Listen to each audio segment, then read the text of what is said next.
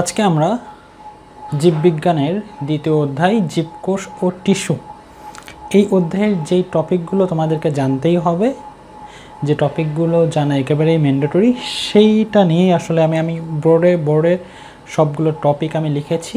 আমি আস্তে আস্তে সেগুলো নিয়ে আলোচনা করব। ওকে, তোমরা যদি আমার এই আজকের কথাটুকু একটু কষ্ট করে শোনো তাহলেও কাজ হয়ে যাবে। এখান থেকেই কোশ্চেন আসবে, আর এমনভাবেই বলবো যেন তোমরা লিখতে পারো, কারণ অনেকে বলেছিলে এই অধ্যায়টা দেওয়ার জন্য, সে কারণেই মূলত দেয়া। ওকে, শুরু করা যেতে পারে। প্রথমেই হচ্ছে জীবকোষ ও টিস্যু। জীবকোষ কী জিনিস? একটা জীব যেই ক্ষুদ্র ক্ষুদ্র অংশের সমন্বয়ে গঠিত হয় সেটাকে আমরা কোষ বলি। দেখো, তোমরা ফিজিক্স বা কেমিস্ট্রি বলো, পদার্থ কী দ্বারা গঠিত তোমরা জেনেছিলে যে ক্ষুদ্র ক্ষুদ্র কণিকা দ্বারা গঠিত। যে একটা পদার্থ আসলে এটা বড় নয়, বরং অসংখ্য ক্ষুদ্র ক্ষুদ্র কণিকা দ্বারা একটা বৃহৎ বড় পদার্থ হয়। ঠিক একই কনসেপ্ট এখানে, যে এই যে জীবদেহ যেটা দেখা যাচ্ছে সেটা উদ্ভিদ হতে পারে, প্রাণী হতে পারে। এই উদ্ভিদ বা প্রাণী এই যে বড় আকৃতির দেখা যাচ্ছে, এটা আসলে বড় নয়, বরং কেমন, এই বড় জীবটা খুব ক্ষুদ্র ক্ষুদ্র অংশের সমন্বয়ে গঠিত। এই ক্ষুদ্র অংশকেই মূলত বলা হয় আসলে কোষ। তাহলে জীবকোষ কী জিনিস? একটা জীবদেহ যে ক্ষুদ্র ক্ষুদ্র অংশের সমন্বয়ে গঠিত হয় সেটাকে আমরা মূলত কী বলি? জীবকোষ বলে জানি। টিস্যু কী জিনিস? টিস্যু হচ্ছে যখন অনেকগুলো কোষ দেখতে একই রকম হয়, তার মানে টিস্যু হচ্ছে কোষ গুচ্ছ। অনেকগুলো কোষ যখন একসাথে অবস্থান করে একই ধরনের কাজ করে, তখন ওই সবগুলো কোষকে একত্রে আমরা টিস্যু বলে জানি। যেমন ধরো যে এর ভেতরে হাড় রয়েছে, হাতের ভেতরে কি অস্থি বা হাড় রয়েছে, এই হাড়ের মধ্যে থাকা সবগুলো কোষ দেখতে কেমন? একই রকম হবে, এবং সবগুলো কোষের কি কাজ? একই কাজ, যে আমার এই হাতের একটা বা অঙ্গের একটা আকৃতি বজায় রেখেছে। বা আরও সহজভাবে ভাবতে পারো যে চোখের মধ্যে যে কোষগুলো রয়েছে, জাস্ট তোমাদেরকে বোঝানোর জন্য বলছি, চোখের মধ্যে যে কোষগুলো রয়েছে সেগুলো দেখতে একই রকম, এবং তারা সবাই মিলে কিসের কাজ করছে? দেখার কাজ করছে। তাহলে জীবদেহের ভেতরে যদি এমন কোনো কোষ পাওয়া যায়, এমন কোনো কোষ গুচ্ছ পাওয়া যায় যারা দেখতে একই রকম, তাদের কাজও একই রকম, তখন ওই কোষ গুচ্ছকে, সেই অনেকগুলো কোষকে আমরা টিস্যু নামে ডাকি। তাহলে জীবকোষ এবং টিস্যু আমরা বুঝতে পারলাম। দেখো, আরও একটা ব্যাপার তোমাদেরকে একটু বলতে চাই, যে এই যে কোষের ভিতরে যে দেখো বায়োলজিতে বলে যে জীবদেহ আসলে কার্বন ছাড়া আর কিচ্ছু নয়। আবার পড়তে এসে তোমরা দেখো যে জীবদেহ আসলে কোষের সমন্বয়ে গঠিত। আসলে কোষকে ভাঙলে খুব ক্ষুদ্র ক্ষুদ্র অংশ পাওয়া যাবে, যেমন সাইটোপ্লাজম, মাইটোকন্ড্রিয়া, নিউক্লিয়াস, ক্রোমাটিন তন্তু। এগুলোকে যদি আবার ভাঙতে থাকো তো একটা সময় গিয়ে তুমি কি পাবা? সেই কার্বন কণিকা পাবা, সেই নাইট্রোজেন পাবা, সেই অক্সিজেন পাবা, সেই আয়রন পাবা। ওকে, তাহলে আমরা রাসায়নিক মৌলের পর্যায় সারণীতে যেই উপাদানগুলো পড়ে আসছি, যে মৌলগুলো পড়ে আসছি, আমরা মূলত সেই মৌলগুলো দিয়েই কিন্তু গঠিত। যদিও আমরা বলছি যে আমরা কোষ দিয়ে গঠিত, কারণ কোষ তো কোনো ছোটোখাটো জিনিস নয়। কোষের মধ্যে আবার অনেকগুলো অংশ থাকে, রাইট? সেই অংশগুলোকে আবার ভেঙে ফেলো, সেখান থেকে যে পদার্থ হবে সেটাকেও ভেঙে ফেলো। একটা সময় দেখবা যে তুমি সত্যি সত্যিই সেই কার্বন, অক্সিজেন, নাইট্রোজেন, ক্লোরিন এগুলো দ্বারাই তুমি গঠিত। ওকে, তাহলে আমরা নিশ্চয়ই জীবকোষ এবং টিস্যু এটা নিয়ে জানলাম। তো যেহেতু কোষ দেখতে কেমন হয় এবং কোষের ভেতরে আসলে কি থাকে, বা যেমন আমরা বলি পরমাণু কি নিয়ে গঠিত? পরমাণু ইলেকট্রন, প্রোটন এবং নিউট্রন নিয়ে গঠিত। ঠিক একইভাবে যদি বলা হয় যে কোষ কী নিয়ে গঠিত, কোষ দেখতে মোটামুটিভাবে এমন হয়, এর ভেতরে আরও অনেকগুলো অঙ্গাণু রয়েছে। অঙ্গাণু কেন বলছি? কারণ কোষকে বলছি আমরা একটা অঙ্গ, তাহলে কোষের ভেতরে যা কিছু থাকবে সেটাকে আমরা কি নামে ডাকবো? অঙ্গাণু নামে ডাকবো। ক্লিয়ার? তো কোষটা দেখতে কেমন হয়? চারপাশ ঘিরে একটা পর্দা থাকে। ওকে, পর্দা ঘেরা, তার মানে আমরা বুঝতে পারলাম যে কোষ হচ্ছে একটা পর্দা ঘেরা বস্তু বা পর্দা ঘেরা একটা একক। কেন বলা হচ্ছে? কারণ যেই জিনিসটা নিয়ে কোনো একটা বৃহৎ জিনিস গঠিত হয়, সেই একটা জিনিসকে আমরা একক বলি। যেমন এক সংখ্যাটা তুমি যদি 5ও লেখো তাহলে সেখানে 5টা এক আছে, যদি 6ও লেখো তাহলে 6টা এক আছে, তাহলে একটা কি? 6 গঠনের একটা একক। তাহলে এই কোষটা কি জীবদেহ গঠনের একক? কারণ এই অনেকগুলো কোষ নিয়েই একটা জীবদেহ গঠিত হচ্ছে, সুতরাং এই কোষটাকে আমরা কি নামে ডাকবো? একক নামে ডাকবো। লেকচারটা কিন্তু সময় লাগবে, 1 ঘন্টার ওপরেও লেগে যেতে পারে। আমি আস্তে আস্তে কথা বলবো ইনশাআল্লাহ, যতক্ষণ লাগে। ওকে, তো একটা কোষ কি থাকে? একটা পর্দা ঘেরা একটা পর্দা থাকে। এর ভেতরে কি থাকে? ঘন থকথকে পদার্থ দেখতে পাওয়া যায়, সেটাকে আমরা বলি মূলত সাইটোপ্লাজম। সাইটোপ্লাজম। এই জায়গায় এইরকম একটা অঙ্গাণু দেখতে পাওয়া যায়, এটাকে বলা এন্ডোপ্লাজমিক রেটিকুলাম। প্রত্যেকটার কাজ আমি আলাদা আলাদা করে বলবো, তাতে সমস্যা নেই। দেখো, একটা কোষের মধ্যে বিজ্ঞানীরা অণুবীক্ষণ যন্ত্রের নিচে দিয়ে একটা কোষকে অণুবীক্ষণ যন্ত্রের নিচে দিয়েছে, তারা বিভিন্ন রকম অংশ দেখতে পেয়েছে, সেই বিভিন্ন রকম অংশের বিভিন্ন নামকরণ করেছে। দেখো, নাম এখন কঠিন, সেটা আমরা কি করব? আমাদের কি করার আছে? বাইরের দেশের বিজ্ঞানীগণ আবিষ্কার করেছেন, তাদের কাছে যেটা সহজ মনে হয়েছে নাম, তারা সেটাই উপস্থাপন করেছে। এটা বাংলাদেশের বিজ্ঞানীরা যদি এগুলো আবিষ্কার করতেন, যদি অণুবীক্ষণ যন্ত্রের নিচে দিয়ে বের করতেন, তবে নামটা কি হতো? সহজ হতো। যেহেতু এগুলো বাইরের দেশের বিজ্ঞানীদের করা, সুতরাং নামটা একটু কঠিন হবে। তো যাই হোক, এইরকম যে অংশটা দেখতে পাওয়া যায় সেটাকে বলে তারা এন্ডোপ্লাজমিক রেটিকুলাম। এই এন্ডোপ্লাজমিক রেটিকুলাম আবার 2 রকম হয়, একটা হচ্ছে মসৃণ এন্ডোপ্লাজমিক রেটিকুলাম, আর একটা হচ্ছে অমসৃণ এন্ডোপ্লাজমিক রেটিকুলাম। মসৃণ এন্ডোপ্লাজমিক রেটিকুলাম কখন বলা হয়? যখন এন্ডোপ্লাজমিক রেটিকুলামের গায়ে রাইবোজোম কণিকা লেগে থাকে না, তখন সেটাকে আমরা বলি মসৃণ এন্ডোপ্লাজমিক রেটিকুলাম। যখন রাইবোজোম কণিকা লেগে থাকে, রাইবোজোমকে একটা ক্ষুদ্র ক্ষুদ্র বস্তু, সেই রাইবোজোম কণিকা যখন লেগে থাকে, তখন আমরা সেটাকে বলি অমসৃণ এন্ডোপ্লাজমিক রেটিকুলাম। ওকে, এরপর এর ভেতরে কি দেখতে পাওয়া যায়? মাইটোকন্ড্রিয়া নামক এক ধরনের অঙ্গাণু দেখতে পাওয়া যায়। আমরা প্রত্যেকটার কাজই জানবো একটু পরে। মাইটোকন্ড্রিয়া দেখতে পাওয়া যায়, এর মধ্যে কোষ গহ্বর দেখতে পাওয়া যায়। কোষ গহ্বর একটা ফাঁকা জায়গা, তার কাজ কি আমরা সবই জানবো। আগে আমরা জানি যে কি কি আছে। এর মধ্যে লাইসোজোম দেখতে পাওয়া যায়, এর মধ্যে রাইবোজোম দেখতে পাওয়া যায়, এর মধ্যে গলজি বস্তু দেখতে পাওয়া যায়। গলজি বলো একই কথা, গলজি বস্তু দেখতে পাওয়া যায়। তারপরে এখানে কেন্দ্রে থাকে নিউক্লিয়াসকে ঘিরে একটা পর্দা থাকে, সেটাকে বলা হয় নিউক্লিয় পর্দা। নিউক্লিয় পর্দার ভেতরে গেলে নিউক্লিয়াসের ভেতরে আবার ঘন থকথকে কিছু পদার্থ পাওয়া যায়, সেটাকে বলা হয় নিউক্লিওপ্লাজম। কোষের ভেতরে যে ঘন থকথকে পদার্থ পাওয়া যায় সেটাকে বলা হয় সাইটোপ্লাজম। আর নিউক্লিয়াসের পর্দার ভেতরে গিয়ে যে ঘন থকথকে পদার্থ পাওয়া যায় সেটাকে বলা হয় নিউক্লিওপ্লাজম। নিউক্লিওপ্লাজমের মাঝখানে ঘন একটা কালো বস্তু দেখতে পাওয়া যায়, সেটাকে বলা হয় নিউক্লিওলাস। নিউক্লিওলাসকে ঘিরে সুতার মতো কিছু অঙ্গাণু দেখা যায়, সেটাকে বলা হয় ক্রোমাটিন তন্তু। ওকে, এতটুকু হচ্ছে কোষের পরিচয়। আরও এখানে কিছু পদার্থ থাকে, অঙ্গাণু থাকে, যেমন প্লাস্টিড, সব থেকে গুরুত্বপূর্ণ একটা অঙ্গাণু, যেটা উদ্ভিদ কোষের ক্ষেত্রে পাওয়া যায়, প্লাস্টিড। আবার কোষ প্রাচীর, যেটা উদ্ভিদ কোষের ক্ষেত্রে পাওয়া যায়, সেটা প্রাণী কোষে থাকে না। তবে হ্যাঁ, আমরা ব্যাখ্যা করব। তার মানে উদ্ভিদ কোষের 2টা আলাদা বৈশিষ্ট্য পাওয়া গেল। এক, সেটা হচ্ছে উদ্ভিদ কোষের ক্ষেত্রে প্রাণী কোষ আর উদ্ভিদ কোষ আসলে একরকম নয়। কারণ উদ্ভিদ কোষ উদ্ভিদের গায়ে হাত দিয়ে দেখবা কেমন, বেশ শক্ত অনুভব হয়, আমাদের মতো এরকম নরম নয়। উদ্ভিদটা কেমন হয়? বেশ শক্ত হয়, তাই না? তো উদ্ভিদ কোষের ক্ষেত্রে 2টা আলাদা বৈশিষ্ট্য পাওয়া যাচ্ছে। একটা হচ্ছে ওদের কোষ প্রাচীর থাকবে এবং অন্যটা হচ্ছে ওদের প্লাস্টিড থাকবে। প্লাস্টিড কী জিনিস সে ব্যাপারেও আমরা বিস্তারিত ব্যাখ্যায় আসবো একটু পরে। ওকে, এখন আমরা এই যে অঙ্গাণুগুলোর নাম আমরা বললাম, আস্তে আস্তে তাদের ব্যাখ্যাটা আমরা শুনি। প্রথমেই হচ্ছে কোষ প্রাচীর। কোষ প্রাচীর কী জিনিস? কোষকে ঘিরে আরও একটা পর্দা দেখতে পাওয়া যায়। কোষকে ঘিরে এখন দেখো, এই যে এটা যেটা আমরা দিয়েছি, এটা হচ্ছে কোষ ঝিল্লি। এটা কি বলা হয়? কোষ ঝিল্লি বা প্লাজমালেমা। প্লাজমালেমার উপর দিয়ে আরও একটা পর্দা দেখতে পাওয়া যায়, আরও একটা প্রাচীর দেখতে পাওয়া যায়, সেটা উদ্ভিদ কোষের ক্ষেত্রে পাওয়া যায়। সেটাকে আমরা বলছি আসলে কোষ প্রাচীর।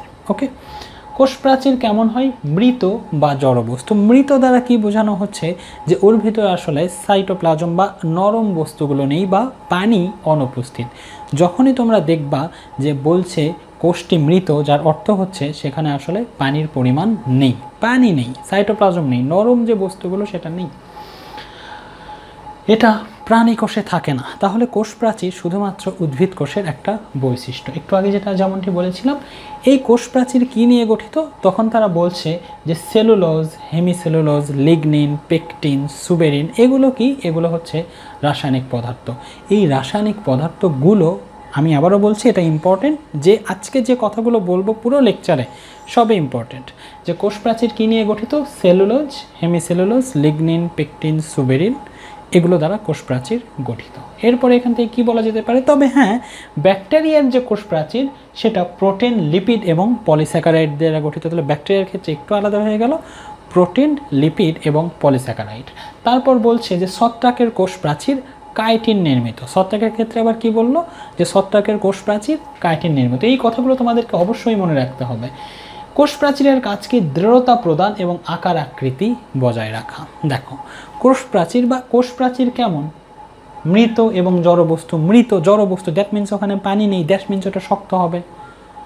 শক্ত হবে, তো শক্ত হবে মানে কি, ওর আকৃতি বজায় রাখবে। যেমন ধরো আমাদের হাড় কেমন, খুব নরম, পানির মতো না, হাড়টা কি শক্ত। শক্ত হয় বলেই আমার হাতের যে একটা শেপ আছে, বা আমার দেহের মধ্যে হাড় আছে বলেই আমার দেহের নির্দিষ্ট একটা শেপ আছে, একটা আকার আকৃতি আছে। যদি আমার দেহের মধ্যে হাড় না থাকতো তাহলে এই আকার আকৃতি কিন্তু কখনোই বজায় থাকতো না।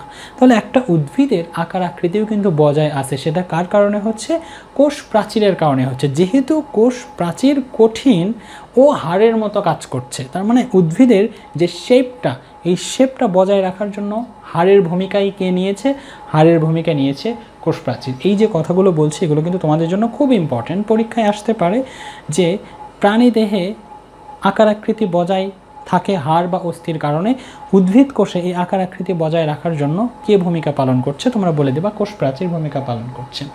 দৃঢ়তা প্রদান একই কথা, আকার আকৃতি বজায় রাখা নিশ্চয়ই বুঝতে পারছো, দৃঢ়তা প্রদান এবং আকার আকৃতি মোটামুটিভাবে একই রকম। এরপরে শব্দটা আমরা পড়ব প্রোটোপ্লাজম।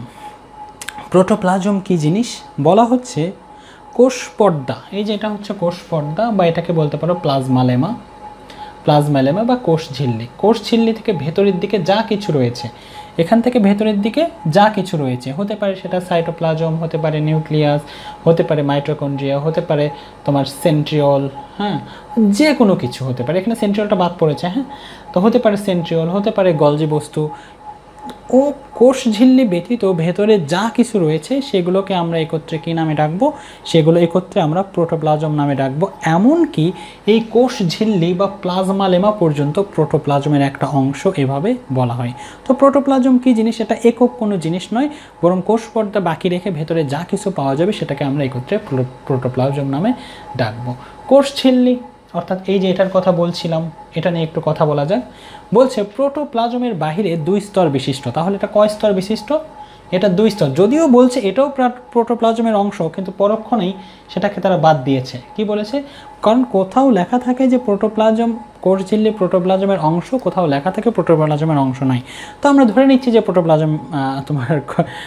প্রোটোপ্লাজমের অংশ নয় কোষ ঝিল্লি। যদি প্রোটোপ্লাজমের অংশ না হয় তবে এই কথাটা সত্য হবে যে প্রোটোপ্লাজমের বাইরে 2 স্তর বিশিষ্ট এই কোষ ঝিল্লি ব্যতীত, এটার মানে তোমার এই ভেতরের এই অংশ প্রোটোপ্লাজম, এই অংশকে কী বলি আমরা, প্রোটোপ্লাজম।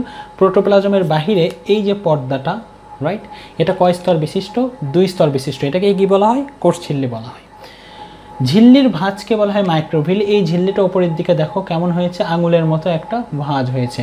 এই আঙুলের মতো ভাঁজকে আমরা কি বলি, মাইক্রোভিলি। অনেক সময় আসে তোমাদের যে মাইক্রোভিলি কি, তোমরা তখন কি বলবা, যে কোষ ঝিল্লির ভাঁজকে মাইক্রোভিলি বলে। আবার যেন কোষ প্রাচীরের ভাঁজ বলো না, ওকে। কোষ প্রাচীর আর কোষ ঝিল্লি আলাদা, ওকে। আমরা কোষ ঝিল্লি বুঝে ফেলেছি। এরপর পড়বো আমরা মাইটোকন্ড্রিয়া। মাইটোকন্ড্রিয়া, এই যে এই অংশটা মাইটোকন্ড্রিয়া, তোমরা বইয়ে একটু চিত্রটা দেখো, কীরকম দেয়া আছে, কেমন দেয়া আছে, এই চিত্রটা একটু তোমরা দেখবা, ওকে। তো এখন আমরা মাইটোকন্ড্রিয়া নিয়ে একটু কথা বলি। যে 1898 সালে বেন্দা নামক একজন বিজ্ঞানী মাইটোকন্ড্রিয়া আবিষ্কার করেন। আবিষ্কার মতলব তিনি প্রথম দেখতে পান, এমন নয় যে তিনি তৈরি করেন, এইরকম কোনো ব্যাপার নয়, তিনি তৈরি করেন না, বরং তিনি দেখতে পান, ওকে। তো মাইটোকন্ড্রিয়ার কাজ কি, বলা হয় এটা শ্বসনে অংশগ্রহণকারী একটা অঙ্গ। এবং তোমরা ক্লাস 8 থেকেই দেখে এসেছো যে মাইটোকন্ড্রিয়াকে কি বলা হয়, কোষের পাওয়ার হাউস, কেন এমনটা বলা হচ্ছে তার আগে আমাদেরকে বুঝতে হবে যে শ্বসন কী জিনিস। শ্বসন হচ্ছে উদ্ভিদ বা প্রাণী খাদ্য থেকে শক্তি উৎপন্ন করার যে প্রক্রিয়া। আমরা খাবার খাচ্ছি, সেই খাবার থেকে কি উৎপন্ন হচ্ছে? শক্তি উৎপন্ন হচ্ছে। প্রসেসটা কি? আমরা সাধারণত কার্বন খাই। কার্বন মিন্স আমরা যখন রুটি খাচ্ছি, ভাত খাচ্ছি, এগুলোতে আসলে কার্বন থাকে। যেই রসায়নে যে তোমরা কার্বনটা দেখে আসছো, সেই কার্বনটাই ভাতের মধ্যে থাকে, রুটির মধ্যে থাকে। এটা যখন আমরা খাচ্ছি তখন পেটে হজমের পরে হজম প্রক্রিয়ার শেষে এই কার্বন কণিকাটা আলাদা হচ্ছে এবং দেহের প্রত্যেকটা কোষে কোষে চলে যাচ্ছে। যাওয়ার পরে কি হচ্ছে? মূলত আমরা নাক দিয়ে অক্সিজেন নিচ্ছি, সেই অক্সিজেনটা রক্তের হিমোগ্লোবিনের সাথে মিশে যাচ্ছে এবং হিমোগ্লোবিন নামক একটা যৌগ তৈরি করে এই অক্সিজেন আবার প্রত্যেকটা কোষে কোষে চলে যাচ্ছে। এই কথাগুলো আমি বারবারই বলি যেন তোমরা রিয়েলাইজ করতে পারো যে আমি নাক দিয়ে অক্সিজেন নিলাম, এই অক্সিজেনটা রক্তের মধ্যে রয়েছে হিমোগ্লোবিন, সেই হিমোগ্লোবিনের সাথে মিশে গিয়ে অস্থায়ী একটা যৌগ উৎপন্ন করলো, যেটাকে আমরা বললাম যে অক্সিহিমোগ্লোবিন। তার মানে এই হিমোগ্লোবিনের সাথে এখন কি যুক্ত আছে? অক্সিজেন যুক্ত আছে। পরবর্তীতে এই অক্সিহিমোগ্লোবিন প্রত্যেকটা কোষে কোষে চলে গেল এবং অক্সিহিমোগ্লোবিন থেকে অক্সিজেনটা কি হয়ে গেল? আলাদা হয়ে গেল। অক্সিজেন আলাদা হওয়ার পরে ওই যে আগে থেকে কার্বন ছিল, সেই কার্বনের সাথে অক্সিজেন কি করলো? বিক্রিয়া করলো। অক্সিজেন বিক্রিয়া করে কি উৎপন্ন হলো? Carbon dioxide. এবং তার সাথে যা উৎপন্ন হলো সেটা হচ্ছে প্রচুর পরিমাণ শক্তি। এই শক্তি দিয়েই মূলত আমরা চলছি। এই যে শক্তি উৎপন্নের কথা বললাম, এই শক্তি উৎপন্নের জন্য সবথেকে বড় ভূমিকা পালন করে আসলে মাইটোকন্ড্রিয়া। এখন এই শক্তি উৎপন্নকারী বা শ্বসন বিক্রিয়া মানে হচ্ছে শক্তি উৎপন্নকারী বিক্রিয়া। যেই বিক্রিয়াগুলো থেকে বা যেই প্রসেসের মধ্য দিয়ে শক্তি উৎপন্ন হয় সেই বিক্রিয়াকে আমরা বলি শ্বসন বিক্রিয়া। তো এই শ্বসন বিক্রিয়া হয় মোট 4 প্রকার। ওকে, শ্বসন বিক্রিয়া হয় মোট 4 প্রকার। একটা হচ্ছে সম্ভবত গ্লাইকোলাইসিস, অ্যাসিটাইল কোসিস্ট্রি, ক্রেব চক্র আর ইলেকট্রন প্রবাহতন্ত্র। এই যে এগুলোর নাম বললাম, তোমার এত কঠিনভাবে নেওয়ার কিচ্ছু নাই। এগুলো বিভিন্ন প্রসেস, শক্তি উৎপন্ন হওয়ার বিভিন্ন ধরনের প্রসেস। এই বিভিন্ন ধরনের প্রসেসকে বিভিন্ন নামকরণ করা হয়েছে। তো এই যে বললাম গ্লাইকোলাইসিস, ক্রেব চক্র, অ্যাসিটাইল কোসৃষ্টি, ইলেকট্রন প্রবাহতন্ত্র, এগুলো হচ্ছে শ্বসন বিক্রিয়ার নাম, যেই বিক্রিয়াগুলো থেকে বা যেই প্রসেসগুলো থেকে প্রচুর পরিমাণ শক্তি উৎপন্ন হয়। এখন কথা হচ্ছে এই 4 রকমের বিক্রিয়া থেকে শক্তি উৎপন্ন হয়, এই 4 রকমের বিক্রিয়া থেকে কি সমান সমান পরিমাণ শক্তি উৎপন্ন হয়? তখন বললাম না, ক্রেব চক্র থেকে সব থেকে বেশি পরিমাণ শক্তি উৎপন্ন হয়। আর ক্রেব চক্র কোথায় সংগঠিত হয়? ক্রেব চক্র সংগঠিত হয় মাইটোকন্ড্রিয়ার ভেতরে। এখন ক্রেব চক্র একটা বিক্রিয়ার নাম যেখান থেকে শক্তি উৎপন্ন হয়, দ্যাট মিনস শ্বসন বিক্রিয়া। এই ক্রেব চক্রটা কোথায় সংগঠিত হয়? মাইটোকন্ড্রিয়ার ভিতরে। কেন মাইটোকন্ড্রিয়ার ভিতরে সংগঠিত হয়? কারণ একটা বিক্রিয়া চলতে গেলে তার বিভিন্ন রকমের উৎসেচক দরকার হবে, তার প্রভাবক দরকার হবে, রাইট? তো এই উৎসেচকগুলো, প্রভাবকগুলো অর্থাৎ ক্রেব চক্রের বিক্রিয়া চলার জন্য যেই আলাদা উপাদান দরকার, হুট করে একটা বিক্রিয়া হবে না। তো এই বিক্রিয়া এই বিক্রিয়া চলার জন্য যেই পদার্থগুলো দরকার সেগুলো আসলে মাইটোকন্ড্রিয়ার ভেতরে আছে। সেই কারণে ক্রেব চক্রের যে বিক্রিয়াগুলো সেটা মাইটোকন্ড্রিয়ার মধ্যে হয়। আর ক্রেব চক্র থেকে আসলে সব থেকে বেশি পরিমাণ শক্তি উৎপন্ন হয়। যেহেতু ক্রেব চক্র থেকে সব থেকে বেশি পরিমাণ শক্তি উৎপন্ন হয় আর ক্রেব চক্রের বিক্রিয়াগুলো মাইটোকন্ড্রিয়ার মধ্যেই সংঘটিত হয়, সুতরাং আমরা বলি মাইটোকন্ড্রিয়াকে পাওয়ার হাউস। মাইটোকন্ড্রিয়াকে আমরা তখন কি বলি? পাওয়ার হাউস বলি, কারণ মাইটোকন্ড্রিয়া থেকেই বেশি পরিমাণ শক্তি আসে। আর এই বেশি পরিমাণ শক্তি উৎপাদনকারী বিক্রিয়ার নাম কি? ক্রেব চক্র। ক্রেব চক্র কোথায় সংঘটিত হয়? মাইটোকন্ড্রিয়ার মধ্যেও সংঘটিত হয়। সুতরাং মাইটোকন্ড্রিয়া থেকেই যেহেতু আমরা বেশি পরিমাণ শক্তি পাচ্ছি, সুতরাং আমরা মাইটোকন্ড্রিয়াকে বলছি কোষের পাওয়ার হাউস। আশা করা যায় ক্লিয়ার। এরপর হচ্ছে তোমাদের প্লাস্টিড। প্লাস্টিড কী জিনিস? যদি উদ্ভিদের দিকে তোমরা তাকাও, উদ্ভিদের বিভিন্ন অঙ্গের রং বিভিন্ন রকমের। পাতার রং একরকম হচ্ছে, ফুলের রং একরকম হচ্ছে, আবার একই ফুলের রং বিভিন্ন রকম হচ্ছে। যেমন গোলাপ ফুলই কয়েক রকমের আছে, আবার একটা ফুলের মধ্যেই বিভিন্ন রকমের রং রয়েছে। একটা ফুলই বিভিন্ন রঙের সমন্বয়ে গঠিত হচ্ছে। এটা কেন হচ্ছে? তখন বিজ্ঞানীরা গবেষণা করে দেখলেন যে উদ্ভিদের মধ্যে এক ধরনের বর্ণকণিকা রয়েছে। বর্ণকণিকা মিন্স যেই কণিকাগুলো বিভিন্ন বর্ণ ধারণ করে বা যেই কণিকাগুলো বিভিন্ন রঙের। উদ্ভিদের মধ্যে এই ধরনের বর্ণকণিকা রয়েছে। এটা বিজ্ঞানীরা গবেষণা করে দেখলেন। পরবর্তীতে তারা আরও গবেষণা করলেন এবং তারা দেখলেন যে উদ্ভিদের মধ্যে আসলে 3 ধরনের বর্ণকণিকা রয়েছে। একটাকে তারা নাম দিলেন ক্লোরোপ্লাস্টিড, অন্যটা ক্রোমোপ্লাস্টিড, আর একটা হচ্ছে লিউকোপ্লাস্টিড। তার মানে আমাদের প্লাস্টিড বা বর্ণকণিকা আমাদের নয়, উদ্ভিদের বর্ণকণিকা বা উদ্ভিদ যে বিভিন্ন বর্ণের জন্য দায়ী, এটা এই যে কণিকাগুলো, যে কণিকাগুলোর জন্য দায়ী, সেই কণিকা প্রথমত কয় ভাগে ভাগ করা হয়েছে? 3 ভাগে ভাগ করা হয়েছে। একটাকে বলেছেন তারা ক্লোরোপ্লাস্টিড, একটাকে বলেছেন ক্রোমোপ্লাস্টিড, আর একটাকে বলেছেন লিউকোপ্লাস্টিড। অনেক জায়গায় লেখা থাকে ক্লোরোপ্লাস্ট, ক্রোমোপ্লাস্ট, লিউকোপ্লাস্ট, হোয়াটএভার, দুটাই কারেক্ট। প্লাস্টিডের গঠনটা কেমন? প্লাস্টিডের মধ্যে এরকম চাকতি আকৃতির কিছু একটা দেখা যায়, এটাকে বলা হয় গ্রানা। প্লাস্টিডের মধ্যে কি দেখা যায়? চাকতি আকৃতির মতো কিছু দেখা যায়, সেটাকে বলা হয় গ্রানা। আর 2টা গ্রানাকে যে সংযুক্ত করে রাখে সেটাকে বলা হয় স্ট্রোমা। আপাতত মানে তোমাদের পরীক্ষার জন্য এতটুকু জানলেই চলবে। এখন এই প্লাস্টিড একটা হচ্ছে ক্লোরোপ্লাস্ট। ক্লোরোপ্লাস্টের মধ্যে কি থাকে? ক্লোরোফিল নামক এক ধরনের বর্ণকণিকা থাকে। ভালো করে বোঝো। ক্লোরোপ্লাস্ট দেখতে কেমন হয়?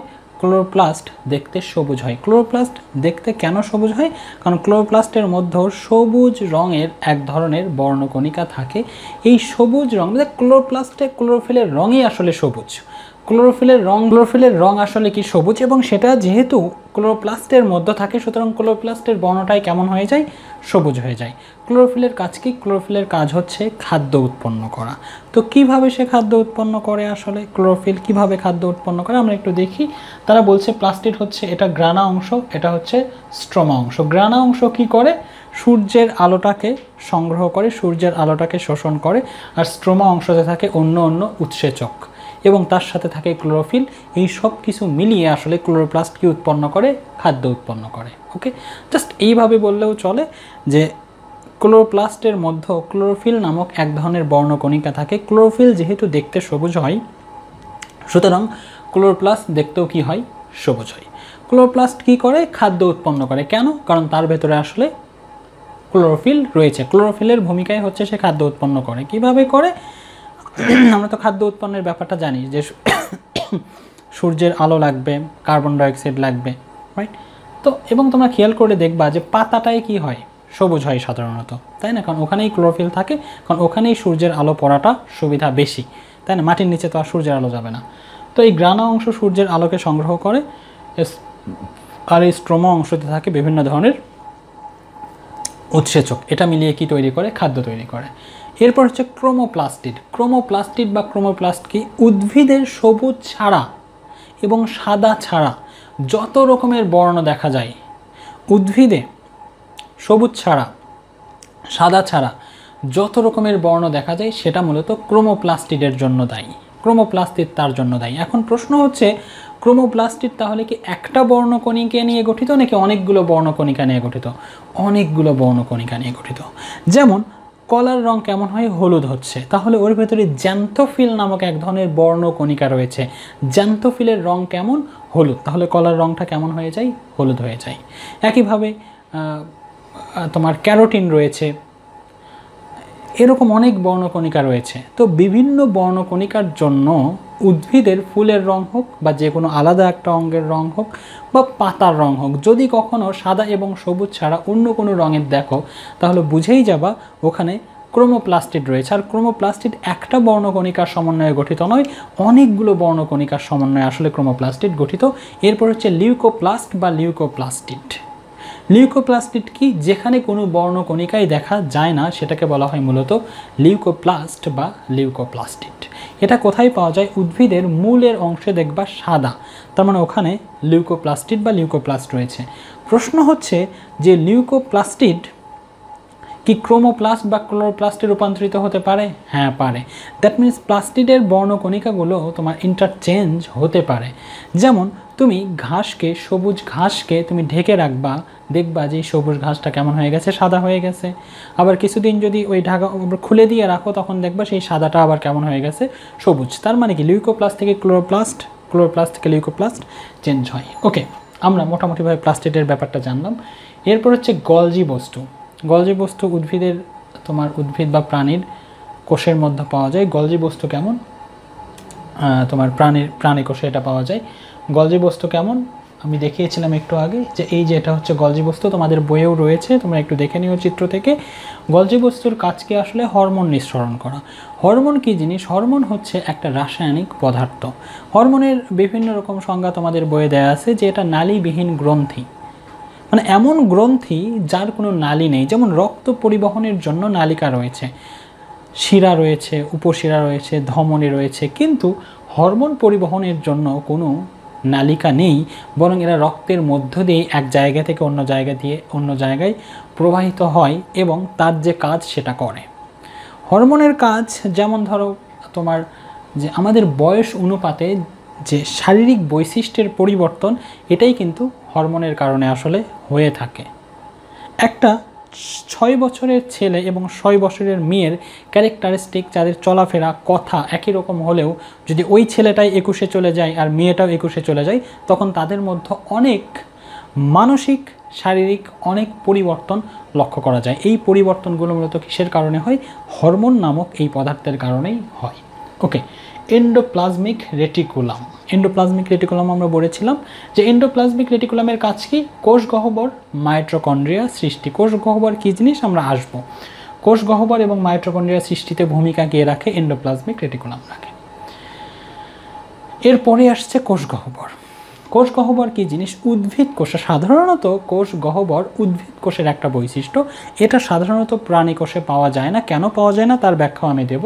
যে কোষ গহ্বর হচ্ছে উদ্ভিদ কোষের একটা বৈশিষ্ট্য। তার আগে বুঝতে হবে যে উদ্ভিদ এই কোষ গহ্বরের কাজটা কি। কোষ গহ্বরের কাজ হচ্ছে খাদ্য সংরক্ষণ করে রাখা। খাদ্য সংরক্ষণ করে রাখা।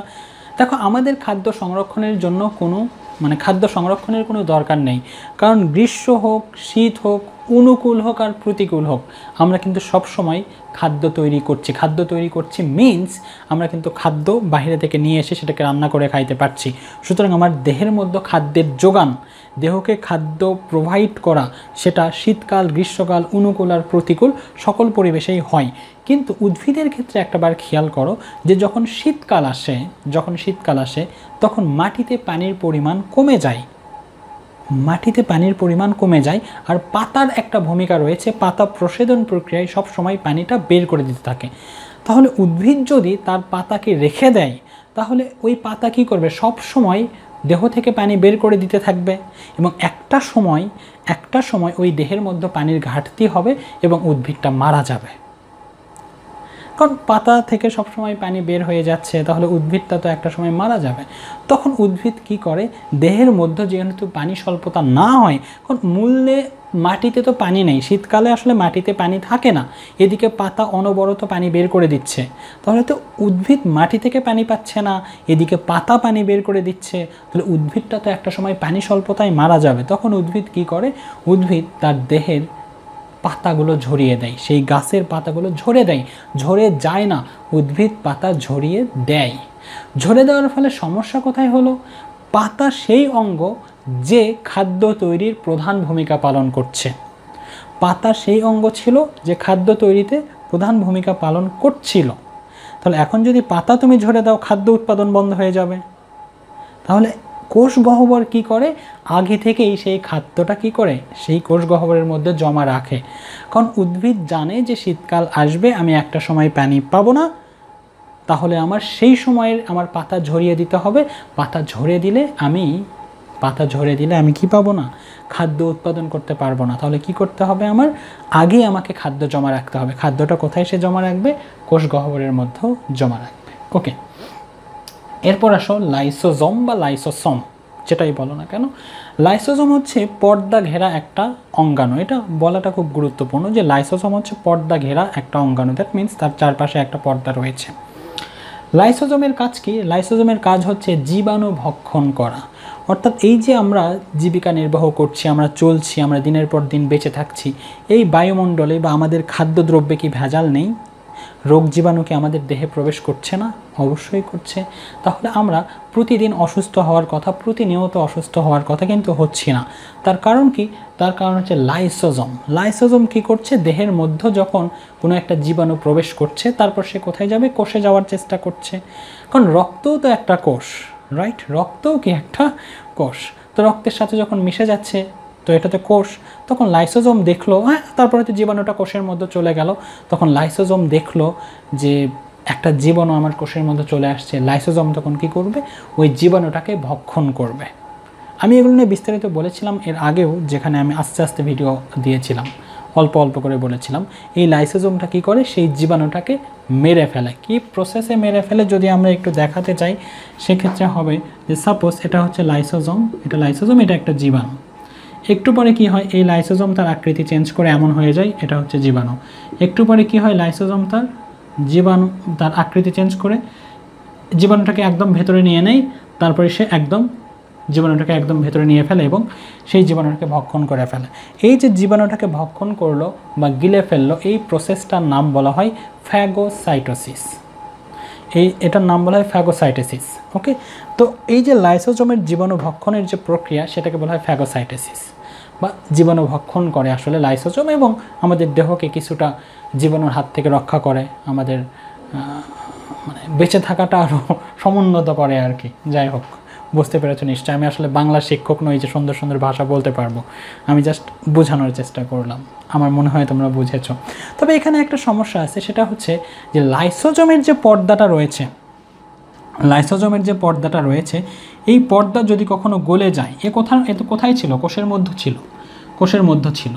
তাহলে এই পর্দাটা যদি কখনো গলে যায়, তখন এই লাইসোজোমের ভেতরের পদার্থগুলো কি হয়? কোষের মধ্যে ছড়িয়ে পড়ে, এবং কোষের মধ্যে ছড়িয়ে পড়লে যে সমস্যাটা হয়, লাইসোজোম ওই কোষটাকেই শেষ করে ফেলে, কোষটাকেই ভক্ষণ করে ফেলে, কোষটাকেই নষ্ট করে ফেলে। তাহলে লাইসোজোমের যে পর্দাটা, এটা সবথেকে গুরুত্বপূর্ণ। যদি কখনো লাইসোজোমের এই পর্দাটা নষ্ট হয়ে যায়, তাহলে ও যে কোষের মাঝে অবস্থান করছে, ও কোষটাকেই সে কী করবে? নষ্ট করে ফেলবে। ওকে, এখন কথা হচ্ছে যে লাইসোজোমের আবরণীটা কেন নষ্ট হয় এবং কখন নষ্ট হয়। এটা নষ্ট হওয়ার কারণ হচ্ছে যখন কোনো একটা কোষে অক্সিজেনের অভাব হয়। যদি আমাদের দেহে অক্সিজেনের পরিমাণ কম হয়, কোষে অক্সিজেনের পরিমাণ কম হয়, তখন এই প্রাচীরটা কি হয়? গলে যায় এবং লাইসোজোমের ভেতরের পদার্থগুলো কোষের মধ্যে ছড়িয়ে পড়ে। ওকে, বোঝা গেছে নিশ্চয়ই লাইসোজোম। এরপর হচ্ছে রাইবোজোম থেকে জাস্ট একটা কথাই তোমরা মনে রাখবা, যেটা প্রোটিন সংশ্লেষণে সাহায্য করে এবং এটা পর্দাহীন। তোমরা খেয়াল করলে দেখবা যে যত রকমের অঙ্গাণু আছে, ম্যাক্সিমাম পর্দা ঘেরা। সেটা প্লাস্টিড হতে পারে, সেটা মাইটোকন্ড্রিয়া হতে পারে, সেটা লাইসোজোম হতে পারে, কিন্তু রাইবোজোম কেমন? পর্দাহীন। ওকে, এটা একটু মনে রাখো তোমরা। এরপর হচ্ছে সেন্ট্রোজোম কি?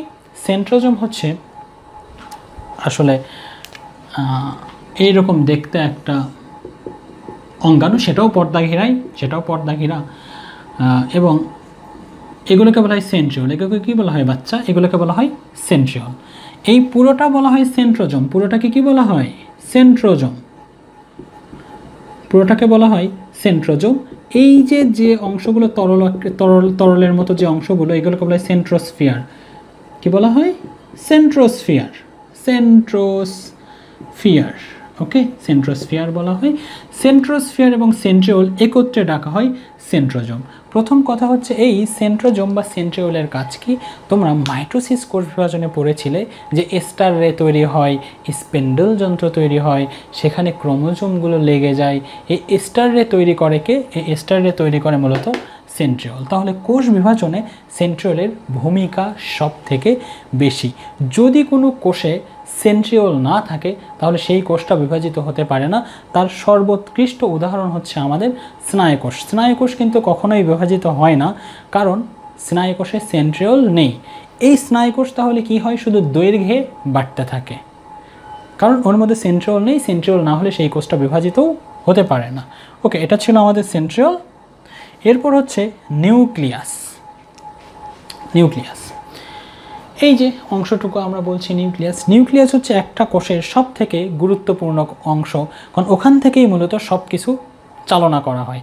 কিভাবে হয় আমি একটু বিস্তারিত ব্যাখ্যা দেওয়ার চেষ্টা করব আজকে তোমাদের সাথে। নিউক্লিয়াস, প্রথমে হচ্ছে নিউক্লিয়ার ঝিল্লি। নিউক্লিয়াস কী দ্বারা? কয়েকটা অংশের সমন্বয়ে গঠিত। একটা হচ্ছে নিউক্লিয়ার ঝিল্লি, অর্থাৎ নিউক্লিয়াস যে পর্দা দ্বারা আবৃত থাকে, এটা হচ্ছে আমাদের নিউক্লিয়াস। এই নিউক্লিয়াসটা যে পর্দা দ্বারা আবৃত থাকে সেটাকে বলা হয় নিউক্লিয় পর্দা, নিউক্লিয় মেমব্রেন বা নিউক্লিয় ঝিল্লি। এই নিউক্লিয় পর্দার মাঝখানে অনেক ছিদ্র দেখতে পাওয়া যায়, ছিদ্র দেখতে পাওয়া যায়, এই ছিদ্রকে মূলত বলা হয় নিউক্লিয়ার ছিদ্র। নিউক্লিয়ার ছিদ্র এটা থাকার উপকারিতা কি বা কাজ কি, এটা কেন থাকতে হবে? কোষের মধ্য থেকে উপাদানগুলো এখানে যেতে হবে, আবার এখান থেকে কোনো উপাদান এখানে তো বেরো হয়ে আসতে হবে, সুতরাং ওখানে ছিদ্র না থাকলে কিভাবে চলবে। এরপর হচ্ছে নিউক্লিওপ্লাজম। নিউক্লিয়াসের ভেতরে যে ঘন থকথকে এক ধরনের পদার্থ পাওয়া যায় সেটাকে বলি আমরা নিউক্লিওপ্লাজম। এরপর হচ্ছে নিউক্লিওলাস। নিউক্লিওলাস হচ্ছে এই যে অংশটা, এই যে ঘন একটা অংশ, সেটাকে বলা হয় নিউক্লিওলাস। আমি কোনো একটা ভিডিওতে বলেছিলাম যে নিউক্লিওলাসের কাজ কি। দেখো তোমাদের বইয়ে হয়তো নিউক্লিয়াসের কাজটা বলা নেই। নিউক্লিওলাসের গুরুত্বপূর্ণ একটা কাজ রয়েছে, সেটা হচ্ছে ডিএনএ রেপ্লিকেশনের সময়। তোমার ডিএনএ রেপ্লিকেশন যখন হয়, যখন কোষ বিভাজন হয়, তখন একটা কোষ থেকে যখন দুইটা কোষ উৎপন্ন হয়, তোমরা জেনে থাকবা যে মাইটোসিস কোষ বিভাজনে ক্রোমোজোম সংখ্যা সমান থাকে, দ্যাট মিনস ডিএনএ সংখ্যা সমান থাকে। তার মানে কি ওখানে ডিএনএ নতুন করে উৎপাদন হতে হবে, ডিএনএ নতুন করে তৈরি হতে হবে। এই ডিএনএ নতুন করে তৈরি হওয়ার সময় যে অ্যাডেনিন, গুয়ানিন, তোমার থাইমিন, সাইটোসিন এগুলো যে ছিল, যে ডিএনএর যে রেপ্লিকেশনটা সেটা অর্ধরক্ষণশীল, অর্থাৎ একটা অংশ আগেরটারই থাকে আর নতুন করে একটা অংশ তৈরি হয়। দেখা যায় হয়তো থাইমিনটা নতুন করে তৈরি হয়, সাইটোসিনটা আগের, তাহলে গুয়ানিনটা নতুন করে তৈরি হয়। এই যে থাইমিন, গুয়ানিন নতুন করে তৈরি হচ্ছে, এগুলো কোথা থেকে আসে? মূলত এই নাইট্রোজেন বেসগুলো আসে মূলত এই নিউক্লিওলাস থেকে। তাহলে নিউক্লিওলাসের কাজও আমরা জানলাম যে ডিএনএ রেপ্লিকেশনের সময়, নতুন করে ডিএনএ তৈরি হওয়ার সময় যে উপাদানগুলো আমাদের দরকার হয়, সেই উপাদানগুলো নিউক্লিওলাস প্রোভাইড করে। এরপর হচ্ছে ক্রোমাটিন জালিকা বা ক্রোমাটিন তন্তু। এটা নিয়ে আসলে বলার কিছু নাই, এটার কাজ আসলে খুবই বিস্তারিত। বা ছোট্ট করে বলতে গেলে যে ক্রোমাটিন তন্তু বা ক্রোমাটিন জালিকা হচ্ছে আমাদের দেহের বা কোনো একটা জীবের ইনফরমেশন রাখে, ইটস আ মেমোরি। এটা হচ্ছে মেমোরি, যে একটা জীব দেখতে কেমন হবে, তার কোথায় হাত থাকবে, কোথায় পা থাকবে, কোথায় মাথা থাকবে, তার চুলের রং কি হবে, আঙুল কয়টা হবে, হ্যাঁ, চোখ এখানে হবে নাকি হাঁটুতে দুইটা চোখ হবে, এখানে নাক হবে আর এখানে মুখ হবে, নাকি এখানে নাক হবে এখানে, ইচ অ্যান্ড এভরিথিং যে তথ্যগুলো সেটা কোথায় লেখা থাকে? ক্রোমাটিন তন্তু বা ক্রোমোজোমে লেখা থাকে। এই যে তথ্যগুলো লেখা থাকে, এই তথ্যগুলোকে আমরা মূলত বলি জিন, রাইট? এই তথ্যগুলোকে আমরা মূলত জিন বলি। তো জিন কি বা এই তথ্যগুলোকে আমরা মূলত কি বলি? জিন বলি। এগুলো কোথায় লেখা থাকে? ক্রোমোজোমের মধ্যে লেখা থাকে। এমনকি আমার দেহে কখন কোষ বিভাজন হবে, কে কোষ বিভাজনে কতটুকু ভূমিকা পালন করবে, আমি থ্যালাসেমিয়া রোগী হব নাকি আমি থ্যালাসেমিয়া বাহক হব, আমার হিমোগ্লোবিন উৎপন্ন হবে কি হবে না, সেটা আলফা গ্লোবিউলিন হোক বা বিটা গ্লোবিউলিন হোক বা যেটাই হোক না কেন, প্রত্যেকটার জন্য আলাদা আলাদা একটা করে জিন থাকে। আর এই জিন বা এই যে ইনফরমেশন, জিন বলো, ইনফরমেশন বলো, তথ্য বলো, এটা কার মধ্যে থাকে? ক্রোমাটিন তন্তু বা ক্রোমাটিন জালিকার মধ্যে থাকে বা ক্রোমোজোমের মধ্যে থাকে।